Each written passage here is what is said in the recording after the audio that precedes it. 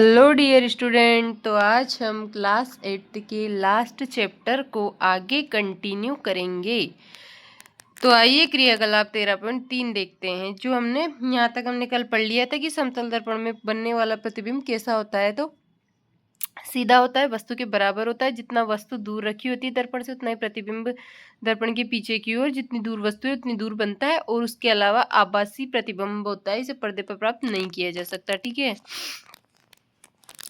आइए समतल दर्पण द्वारा प्रतिबिंब बनने के बारे में कुछ और अधिक समझें। तो क्रियाकलाप 13.3 देखिए। समतल दर्पण PQ के सामने एक प्रकाश स्रोत O रखा गया है। एक समतल दर्पण है PQ, उसके सामने एक प्रकाश स्रोत O रखा गया है। ठीक है, ये इस प्रकार रखा जाएगा। एक समतल दर्पण है PQ, उसके सामने एक प्रकाश स्रोत O है, वो रखा गया है। चित्र में देखिए। उसके बाद हम आगे पढ़ते हैं। दर्पण पर दो किनारे OA और OC आपतित हो रही हैं। दर्पण पर दो किरणें OA और OC आपतित हो रही है। क्या आप परावर्तित किरणों की दिशाएं ज्ञात कर सकते हैं? समतल दर्पण PQ के पृष्ठ के बिंदुओं ए तथा सी पर अभिलंब खींचिए, फिर बिंदु ए तथा सी पर परावर्तित किरणें खींचिए। आप इन किरणों को कैसे खींचेंगे? परावर्तित किरणों को क्रमशः ए, बी तथा सी, डी पर निरूपित कीजिए। इन्हें आगे की ओर बढ़ाइए। क्या ये मिलती हैं? अब इन्हें पीछे की ओर बढ़ाइए। क्या अब ये मिलती हैं? यदि ये मिलती हैं तो इन्हें बिंदु पर आई अंकित कीजिए। क्या परावर्तित किरणें ई पर स्थित किसी दर्शक नेत्र को किसी बिंदु आई से आती प्रतीत होगी, क्योंकि परावर्तित किरणें वास्तव में आई पर नहीं मिलती बल्कि मिलती हुई प्रतीत होती है। इसलिए हम कह सकते हैं कि बिंदु ओ का आभासी प्रतिबिंब आई पर बनता है। अब कक्षा 7 में पढ़ चुके हैं कि इस प्रकार के प्रतिबिंब को पर्दे पर प्राप्त नहीं किया जा सकता। तो मैं आपको समझाती हूँ कि यह हो क्या रहा था। तो मैं आपको एक एक लाइन को समझाती हूँ। यहाँ पर पहला है कि P और Q एक समतल दर्पण है, जो कि ये रहा P और Q समतल दर्पण। इसके सामने O एक प्रकाश स्रोत को रखा। ठीक है, उसके बाद क्या कह रहा है कि एक समतल दर्पण PQ के सामने एक प्रकाश स्रोत O रखा गया है। दर्पण पर दो किरणें OA और OC आपतित हो रही है। तो ये दर्पण है और इस पर दो किरण OA और OC आपतित हो रही है। समझ आया? उसके बाद क्या कह रहा है कि क्या आप परावर्तित किरणों की दिशा ज्ञात कर सकते हैं? समतल दर्पण PQ के पृष्ठ के बिंदु A तथा C पर अभिलंब खींचे। अपन को क्या करना है? इसकी परावर्तित किरणें ज्ञात करनी है। तो ऐसे आपतित किरणें हैं, इसे परावर्तित हो गई। और PQ के सामने A और C मतलब कोई दो किरणें आ रही है, दो आपतित किरणें आ रही है, एक A और एक C। देख लीजिए। उसके बाद में आप किरणों को कैसे खींचेंगे? परावर्तित किरणों को क्रमशः ए बी और सी डी के रूप में निरूपित कीजिए। जो परावर्तित किरणें हैं उन्हें हमें ए बी और सी डी के रूप में निरूपित करना है। इन्हें आगे बढ़ाइए, क्या ये मिलती है? पीछे बढ़ाइए, क्या ये मिलती है? तो ये पीछे मिलती तो नहीं है, लेकिन मिलती हुई प्रतीत होती है, तो उसे आई लिखेंगे वहां पर। और यहाँ पर ये एक नेत्र है। क्या यहाँ पर से आगे ये बोल रहा है कि आगे कह रहा है कि इन्हें आगे की ओर बढ़ाइए, क्या मिलती है? पीछे की ओर बढ़ाइए, क्या मिलती है? यदि मिलती है तो बिंदु पर आई अंकित करेंगे। उसके बाद क्या परावर्तित किरण ई पर स्थित किसी दर्शक के नेत्र को बिंदु आई से आती हुई प्रतीत होती है, क्योंकि परावर्तित किरणें वास्तव में आई पर नहीं मिलती बल्कि मिलती हुई प्रतीत होती है। इसलिए हम कहते हैं कि ओ बिंदु का आई बिंदु पर जो है आभासी प्रतिबिंब बनता है। कक्षा 7 में आप पढ़ चुके हैं कि इस प्रकार का जो प्रतिबिंब होता है उसे पर्दे पर प्राप्त नहीं किया जा सकता। तो समतल दर्पण में बनने वाला प्रतिबिंब आभासी होता है, उसे पर्दे पर प्राप्त नहीं कर सकते। समझ आया? आप स्मरण कर सकते हैं कि दर्पण द्वारा बने प्रतिबिंब में वस्तु का बायां भाग दाईं ओर और दायां भाग बाईं ओर होता है। इस परिघटना को पार्श्व परिवर्तन कहते हैं। भाई समतल दर्पण पार्श्व परिवर्तन दिखाता है। आप स्मरण कर सकते हैं कि समतल दर्पण द्वारा जो बनने वाला प्रतिबिंब होता है उसमें लेफ्ट पार्ट राइट दिखेगा, बायां भाग दायां और दायां भाग बाईं ओर दिखाई पड़ता है। इस परिघटना को क्या कहते हैं? पार्श्व परिवर्तन। उसके बाद देखेंगे कि परिवर्तन कितने प्रकार के होते हैं। तो दो प्रकार के होते हैं, एक नियमित एक विसरित। कल्पना कीजिए चित्र 13.6 में दर्शाए अनुसार किसी अनियमित पृष्ठ पर समांतर किरणें आपतित होती है। ये यहाँ देखिए, किसी अनियमित पृष्ठ पर समांतर किरणें, समांतर आ रही है ना, अनियमित पृष्ठ पर आपतित समांतर किरणें आपतित होती है। फिर उसके बाद देखिए, याद रखिए पृष्ठ के प्रत्येक बिंदु पर परावर्तन के नियम मान्य हैं। यदि किसी अनियमित पृष्ठ पर समांतर किरणें आपतित होती है तो ये ध्यान रखना है कि प्रत्येक पृष्ठ पर प्रत्येक बिंदु पर परावर्तन के नियम मान्य हैं।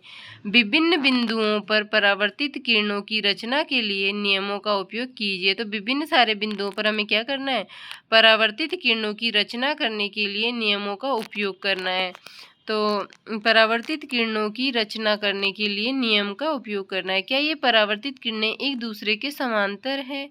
आप पाएंगे कि ये किरणें भिन्न भिन्न दिशाओं में परावर्तित, देख लीजिए यहाँ पर परावर्तन के नियम। ये कोई अनियमित पृष्ठ है, इस पर कोई समांतर जो है प्रकाश की किरणें आपतित होती है। जब ये परावर्तित होती है तो क्या ये एक दूसरे, परावर्तित किरणें जो होती है कि एक दूसरे के समांतर होती है, तो ये आपतित किरण है, परावर्तित किरण, ये आपतित किरण, परावर्तित किरण, आपतित, परावर्तित, आपतित, परावर्तित, आपतित, परावर्तित, आपतित, ऐसे होगी।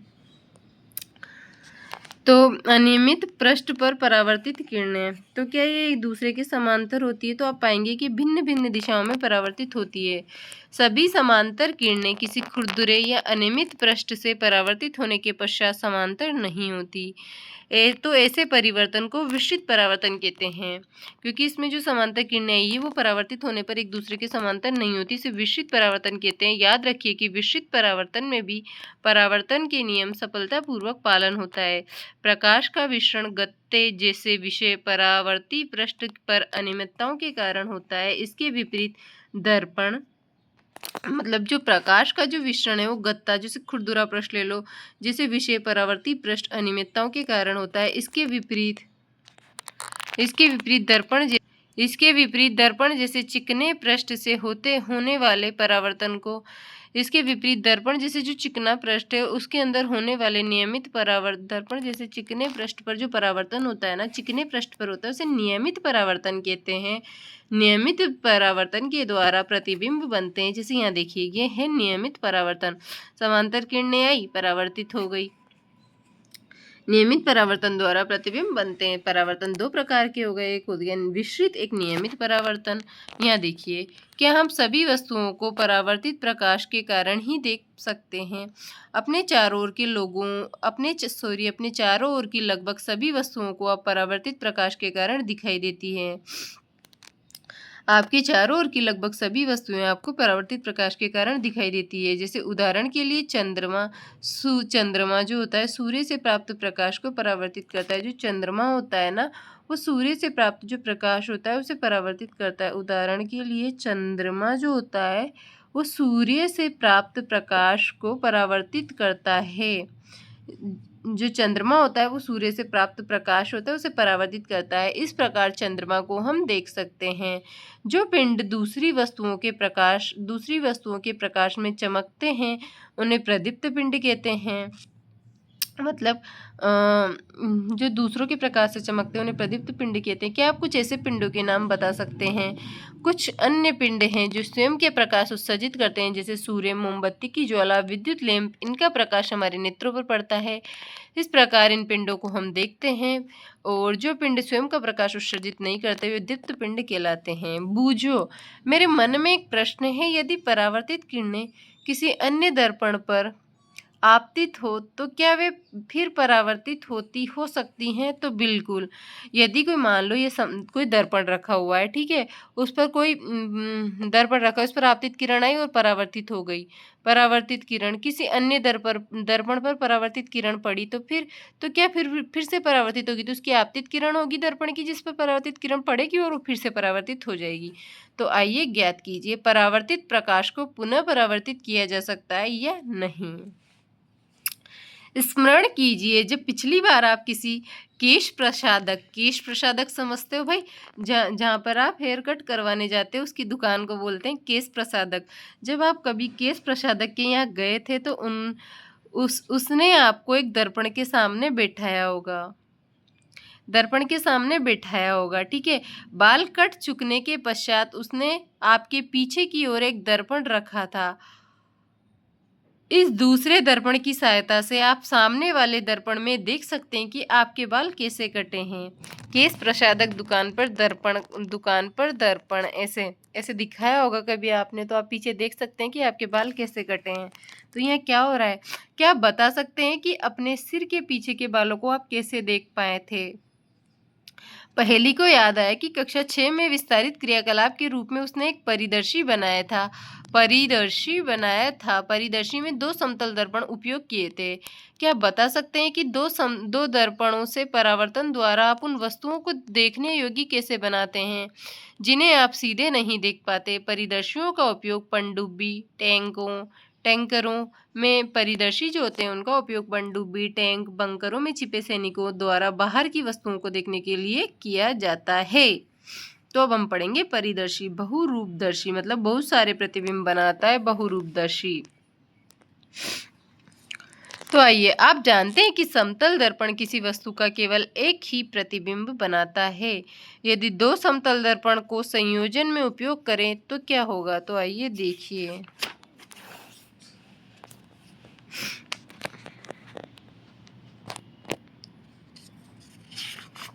क्या था?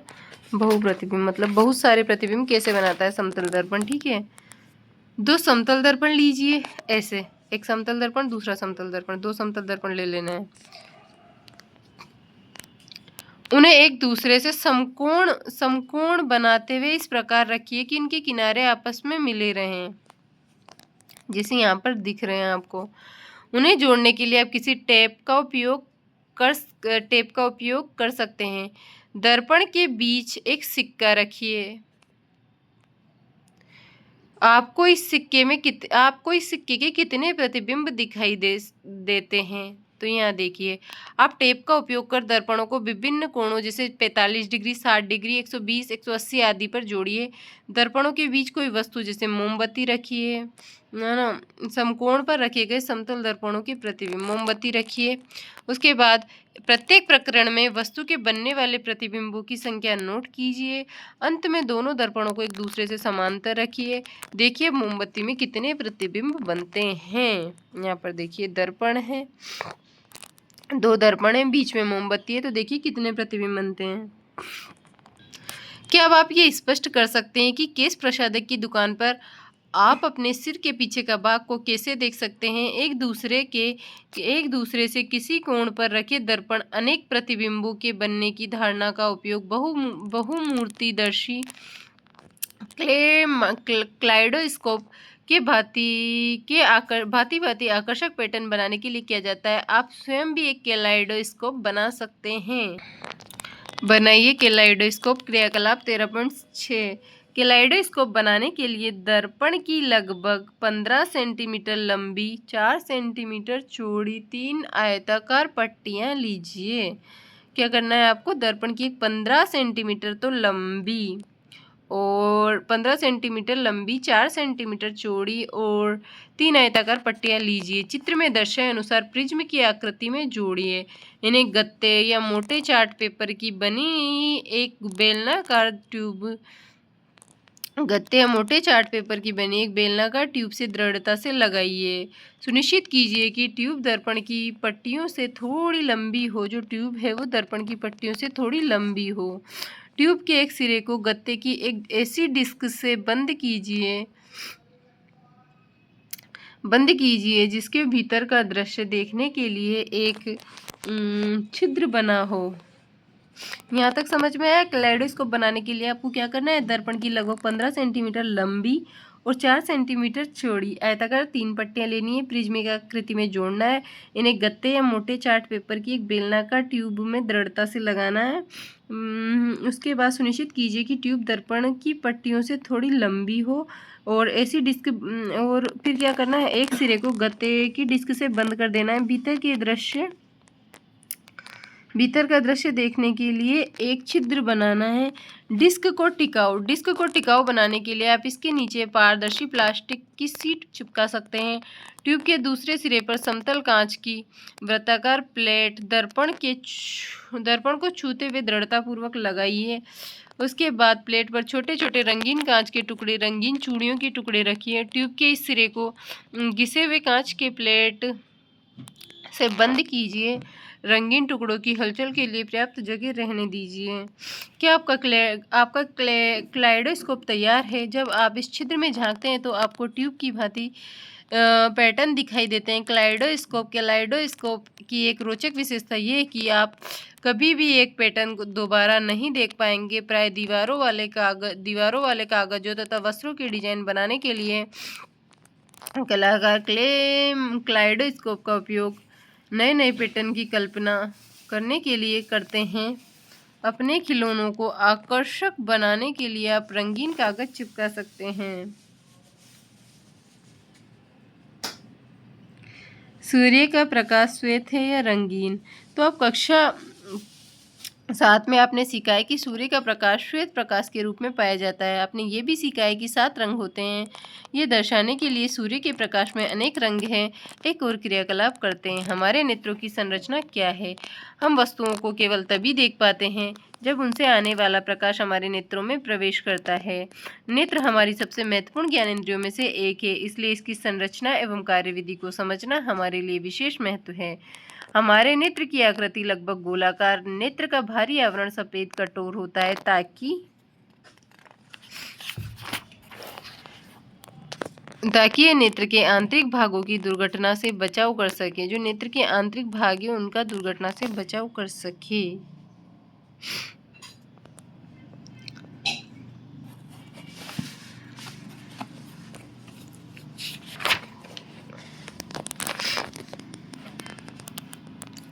प्रकाश का विक्षेपण तो हम कल ही पढ़ लेंगे। हमारे नेत्रों की संरचना क्या है इसके यहाँ से हम कल इसके बारे में सारा पढ़ लेंगे, तो कल देखेंगे इसको।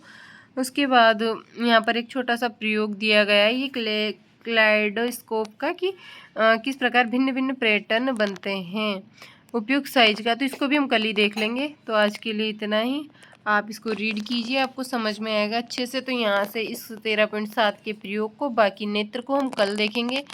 तो जब तक के लिए आप कंटिन्यू इसको रीड कीजिए, पढ़िए, आपको समझ में आएगा अच्छे से। तो जब तक के लिए इतना ही।